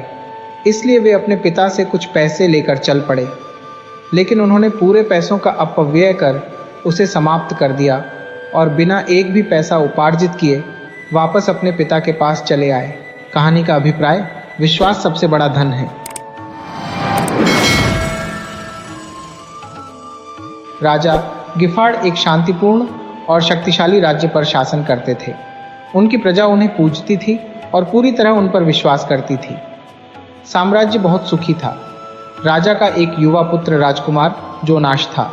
बुद्धिमान, प्रतिभाशाली और खूबसूरत युवक जोनाश कुछ दिनों से गहरी अप्रसन्नता की स्थिति में था। अनेक प्रयासों के बाद भी राजा समझ नहीं पा रहा था कि उसका पुत्र हर समय इतना दुखी क्यों रहता है। राजकुमार अक्सर अपने कमरे की खिड़की के पास बैठकर शून्य दृष्टि से खिड़की से बाहर देखता रहता। उसे अपने आसपास घट रही घटनाओं में कोई दिलचस्पी नहीं थी। भव्य समारोहों और शाही उत्सवों में भी वह अप्रभावित सा रहता। राजा गिफाड़ बहुत दिनों तक यह सहन नहीं कर पाए और उन्होंने अपने पुत्र से यह पूछने का निर्णय किया कि कौन सी बात उसे परेशान कर रही है। जोनाश, कौन सी बात तुम्हें इतना खाए जा रही है? तुम्हारे पास किस चीज़ की कमी है? कौन सी चीज़ तुम्हें इतना परेशान कर रही है? कुछ समय से तुम खुश नहीं हो। मुझे बताओ, मैं तुम्हारी मदद करने की कोशिश करूंगा। युवा राजकुमार ने बस कंधे उचका दिए। क्या किसी हसीना ने तुम्हें सम्मोहित कर लिया है? महल में भटकने की बजाय उसके लिए अपना प्रेम प्रदर्शित करने के इससे बेहतर तरीके हैं। नहीं पिताजी, ये लड़की की बात नहीं है। सच में मैं नहीं जानता कि मैं इतना दुखी क्यों हूँ। मैं किसी चीज़ में खुशी महसूस नहीं करता। मैं खुश रहना चाहता हूँ, लेकिन नहीं जानता कि ऐसा कैसे करूँ। राजा को यह बात समझ नहीं आई, परंतु उसे यकीन था कि यदि राजकुमार ऐसे ही दुखी रहा तो वह जीवित नहीं रह पाएगा। राजा ने महसूस किया कि अब राजकुमार जोनास को चिकित्सा की जरूरत है। उसने अपने बेहतरीन चिकित्सकों, ज्योतिषियों और विद्वानों के लिए एक फरमान जारी किया कि वे बैठकर यह तय करें कि इस स्थिति में क्या किया जाना चाहिए। लगातार 3 दिनों के विचार विमर्श के बाद ज्योतिषियों ने आखिरकार एक हल निकाला। मुख्य ज्योतिषी जांकलो ने कहा, महाराज, हमने इस मुद्दे पर काफ़ी विचार किया है। अपने राजकुमार को सहायता करने के लिए हमें एक ऐसा व्यक्ति खोजना होगा जो पूरी तरह सुखी हो, जो जीवन से पूरी तरह संतुष्ट हो। राजा थोड़ा चौंके। मुझे एक संतुष्ट और सुखी व्यक्ति ढूंढना होगा। हाँ महाराज, और जब आप उस सुखी व्यक्ति को ढूंढ लें, आपको उसकी कमीज अपने बेटे के लिए खरीदनी होगी। इसके बाद सब ठीक हो जाएगा। राजा ने इस पर विचार किया और अंततः इसके लिए तैयार हो गया। उसने पूरे राज्य में इश्तिहार लगवा दिए कि जो भी एक पूर्णतः सुखी व्यक्ति के बारे में बताएगा उसे बड़ा इनाम मिलेगा। उसने घोषणा की और अपने संदेशवाहकों को दूर दूर तक ऐसे व्यक्ति की तलाश में भेजा जिसकी कमीज उसके पुत्र को फिर से जीवंत बना सके। जल्दी ही लोगों ने राजा से मिलने के लिए भीड़ लगाना शुरू कर दिया। राजा के सामने पेश किया जाने वाला पहला व्यक्ति एक पुजारी था। क्या आप सुखी हैं? पुजारी के लिए राजा का प्रश्न सरल और प्रासंगिक था। हाँ महाराज, मैं बहुत सुखी हूँ। ठीक है, तो आप क्या शाही पुजारी बनना चाहेंगे? राजा ने पूछा। यह सुनकर पुजारी का चेहरा चमक उठा। बिल्कुल महाराज, आपकी सेवा करने से अधिक प्रसन्नता की बात कुछ नहीं हो सकती। राजा को क्रोध आ गया। वह गुस्से से चिल्लाया, इससे पहले कि मैं तुम्हें जेल में डलवा दूं, निकल जाओ मेरे महल से। तुम झूठे हो। तुम पूरी तरह संतुष्ट या सुखी नहीं हो। तुम में और अधिक पाने की इच्छा शेष है। मेरे किले से निकल जाओ। तलाश जारी रही, किंतु ऐसा कोई नहीं मिला। 2 सप्ताह बाद एक पड़ोसी राजा के बारे में सूचना मिली, जिसे असाधारण रूप से सुखी व्यक्ति माना जाता था। उसकी एक खूबसूरत रानी और कई राजकुमार थे। उसका कोई शत्रु नहीं था और उसका राज्य शांतिपूर्ण और शक्तिशाली था। राजा ने यह सोचकर कि शायद अब उसको प्रार्थनाओं का फल मिले, अपना दूत उसके पास भेजा। उस राजा ने दूत को बताया, यह सच है कि मेरे पास वह सब कुछ है जो मैं इच्छा कर सकता हूँ। मेरी एकमात्र चिंता यह है कि मैं जल्दी ही मृत्यु को प्राप्त हो जाऊँगा और यह सब खो दूँगा। यह बात मुझे इतनी चिंतित करती है कि यह मुझे रातों को जगाए रखती है। यह सुनते ही दूत को लग गया कि इस राजा की कमीज ले जाने का कोई लाभ नहीं है। दूत से उस राजा का सच जान राजा गिफार्ड बहुत निराश और परेशान हुआ। उसकी समझ में नहीं आ रहा था कि अब वह क्या करे। उसका पुत्र दुख की प्रतिमूर्ति था और राजा उसके लिए कुछ नहीं कर सकता था जब तक कि उसे वह कमीज नहीं मिलती। अपना दिमाग शांत करने के लिए राजा ने शिकार पर जाने का फैसला किया।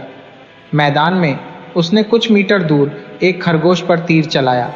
तीर चौंके हुए खरगोश को केवल स्पर्श करके निकल गया और वह जंगल में भाग गया। खरगोश का पीछा करते करते राजा अपने दल से अलग भटक गया। कुछ मिनटों बाद उसने खरगोश का पीछा करने का इरादा छोड़ दिया और अन्य लोगों के पास लौटने का फैसला किया, लेकिन रास्ते में किसी चीज़ ने उसे रोक लिया। उसकी बाईं ओर से एक अजीब सी आवाज़ आ रही थी। जब वह आवाज़ के पास पहुंचा तो राजा को पता चला कि कोई सीटी बजा रहा था। उसके सामने सरकंडों के बीच एक खूबसूरत युवक लेटा हुआ था। वह युवक पीठ के बल लेटा हुआ आसमान में तैरते बादलों को निहार रहा था। हे युवक, सुनो, क्या तुम देश के राजा के व्यक्तिगत सलाहकार के पद पर नियुक्त होना चाहोगे? राजा ने पूछा। सलाहकार? युवक आराम की मुद्रा में बैठकर अपनी ठुड्डी खुजाने लगा। वह तो बहुत परेशानी वाला पद है। मेरी उसमें कोई दिलचस्पी नहीं है। मैं जैसा हूँ अच्छा हूँ। राजा का चेहरा खुशी से चमकने लगा। उसने स्वीकारा, तुम ही वह सुखी व्यक्ति हो। ईश्वर का शुक्र है कि आखिरकार एक पूरी तरह खुश व्यक्ति मिला। जल्दी से खड़े हो जाओ युवक। राजा उस युवक को अपने सेवकों के पास ले गया। मेरा पुत्र अब बच जाएगा, अब भी मेरे बेटे के लिए उम्मीद बची है। वह युवक की ओर मुड़ा और गर्मजोशी से कहा, तुम मुझसे कुछ भी मांग सकते हो युवक, परंतु मुझे भी तुमसे कुछ चाहिए। युवक ने विचित्र निगाहों से राजा की ओर देखा। आपको मुझसे जो भी चाहिए आप ले लीजिए महाराज। मेरा पुत्र जोनाश मर रहा है और सिर्फ तुम ही उसे बचा सकते हो। यदि मैं तुम्हारी कमीज उसे पहना दूं तो वह बच जाएगा। तुम थोड़ा मेरे समीप आओ। राजा ने मुस्कुराते हुए युवक के कंधे थपथपाए और उसकी कमीज के बटन खोलने के लिए हाथ आगे बढ़ाए। फिर अचानक रुक गया। उसके हाथ नीचे आ गए। सुखी व्यक्ति ने कमीज ही नहीं पहनी हुई थी। राजा को एहसास हो गया कि असली खुशी किसी और से खरीदी नहीं जा सकती। अपने सामने खड़े युवक को, जिसका जीवन उसके पुत्र के जीवन से बहुत अलग था, देखते हुए राजा ने महसूस किया कि असली संतोष और खुशी अंदर से आती है और उसका इससे कोई लेना देना नहीं है कि हमारे पास कितना धन है। वीडियो अच्छी लगे हो तो इसे लाइक करें और ऐसी ही मज़ेदार कहानियों के लिए चैनल को सब्सक्राइब करें और बेल आइकन दबाएं। ज़्यादा से ज़्यादा अपने दोस्तों को शेयर करें। धन्यवाद।